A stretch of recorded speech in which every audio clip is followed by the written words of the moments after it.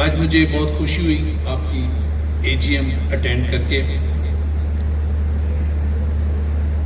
जो काजी साहब के फौत होने के बाद जो एक वैक्यूम क्रिएट हो गया है, मैं उम्मीद करता हूं ख्वाजा आरिफ साहब से कि ये मेहनत करके उस वैक्यूम को पूरा करेंगे।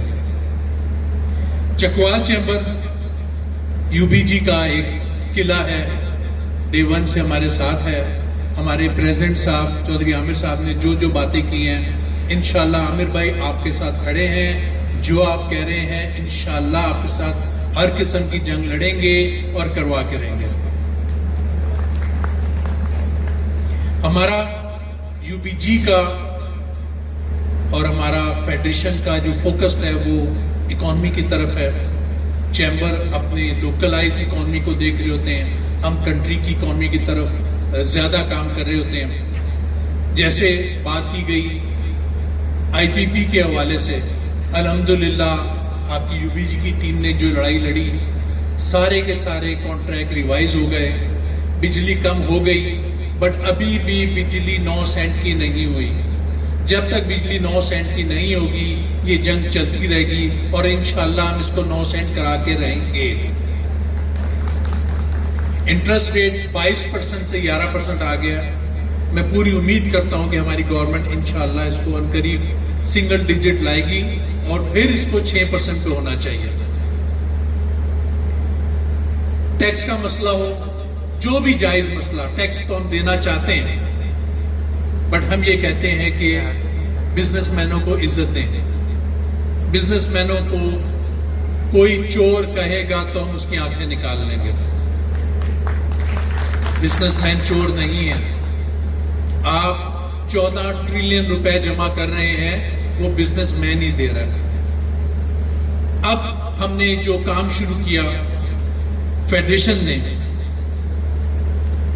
इस वक्त सेक्टोरल इकोनॉमी और डिस्ट्रिक्ट इकोनॉमी के ऊपर हमने काम शुरू किया, क्योंकि 78 इयर्स पास्ट इस मुल्क को ठीक करने के लिए आउट ऑफ द बॉक्स सोचना पड़ेगा।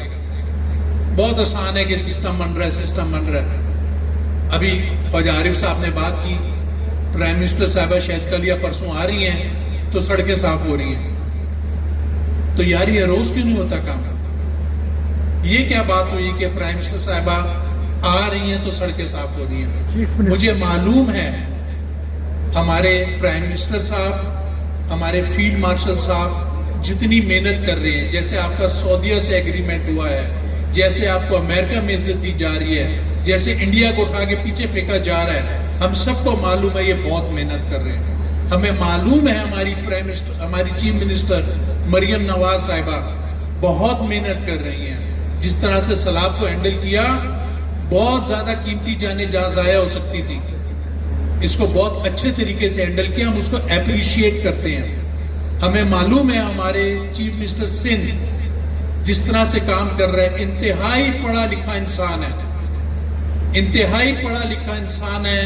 थरकोल के ऊपर 4.5 सेंट की बिजली ऑफर कर रहे हैं और दिन रात काम कर रहे हैं। चीफ मिनिस्टर बलोचिस्तान, मैं पर्सनली जानता हूं उनको, जितना मेहनती इंसान है, जितना बहादुर इंसान है, जिस तरह से वहां एक जंग हो रही है वो लड़ रहा है, मुझे मालूम है। गवर्नर कामरान तसोरी, उसने तो गवर्नर हाउस को कहते हैं कि बरकतों का हाउस घर बना दिया। वहां पर आईटी की एजुकेशन हो रही है, वहां पर लोगों को खाना खिलाया जा रहा है, वहां पर एक उन्होंने बेल लगा दी है बाहर, अगर कोई रात के 2 बजे भी बेल बजाता है तो उसका काम किया जाता है। कोई भी मतलब कितने लोग आ चुके हैं 3 साल में, उसने 13 लाख, यानी कि एक एक दिन पता नहीं कितने लोग आ रहे हैं जो परेशान होते हैं। बट क्या इससे मुल्क ठीक होता लग रहा है? जो मैं आउट ऑफ बॉक्स बात कर रहा हूं, अगर आमिर अता बाजवा साहब या ख्वाजा आरिफ साहब बहुत मेहनती आदमी हैं, इनको चीफ मिनिस्टर पंजाब या इनको चीफ मिनिस्टर बना दिया जाए तो भी ये नहीं पहुंच सकते। इतना बड़ा सूबा, इतने बड़े सूबे एक चीफ मिनिस्टर नहीं संभाल सकते। बहुत मेहनत के बावजूद ये सिस्टम चल ही नहीं सकता। जो हमने फेडरेशन ने स्टडी की, पूरी आर्मी का जो बजट है वो 2.3 ट्रिलियन रुपए है। क्या सर आपको पता है कि हमारे मुल्क में एजुकेशन और हेल्थ का क्या बजट है? आर्मी तो नजर आ रही है ना आपको, जंग लड़के जिताई, जंग जीत के दिखाई, नजर आती है discipline system. Health and education का पूरे मुल्क का 3.2 ट्रिलियन का बजट है। 25% जो बजट है हम हेल्थ एंड एजुकेशन पे स्पेंड कर रहे हैं। क्या आपको कहीं एजुकेशन नजर आ रही है? आप तो अमीर लोग हैं, आपके तो बच्चे अच्छे स्कूल में जा रहे होंगे। जो सरकारी स्कूल है जिस पे ये बजट लग रहा है, क्या आपको हॉस्पिटल्स नजर आ रहे हैं? कहां पर है? जितनी भी मेहनत कर लें यहां पर नहीं पहुंच सकते। उसके लिए हम ये डिमांड करते हैं कि इसको डेवोल्यूशन ऑफ पावर चाहिए। उसको अगर आप एडमिनिस्ट्रेटिव यूनिट बोलें या आप छोटा सूबा बोलें, जब तक इसको छोटे छोटे सूबों में कन्वर्ट नहीं करेंगे ये सिस्टम नहीं चल सकता। पूरा पंजाब लाहौर नहीं है, पूरा सिंध कराची नहीं है, पूरा बलूचिस्तान कोयटा नहीं है, पूरा खैबर पख्तूनख्वा पिशावर नहीं है, चकवाल भी है, मियां चन्नू भी है। वहां तक किस तरीके से पहुंचा जाए? अगर वहां का पैदा हुआ बंदा आप वहां पे उसको इंचार्ज बनाए, जिसके दादा परदादा की कब्रें हो, अगर वो कहीं गलती करेगा तो आप उसको गिरबान से पकड़ लेंगे। ये सिस्टम वह भी चल सकता है जब वहां का लोकल आदमी को तकलीफ हो। इसीलिए हम या फेडरेशन या यूबीजी अब ये बात पे बात कर रही है कि हमें ये छोटे सूबे चाहिए हैं। हमें नहीं पता आप छोटा सूबा बोलना चाहते हैं, ये हमें नहीं पता आप उसको एडमिनिस्ट्रेटिव यूनिट बोलना चाहते हैं। जब तक डेवोल्यूशन ऑफ पावर नहीं होगी ये मुल्क नहीं चल सकता।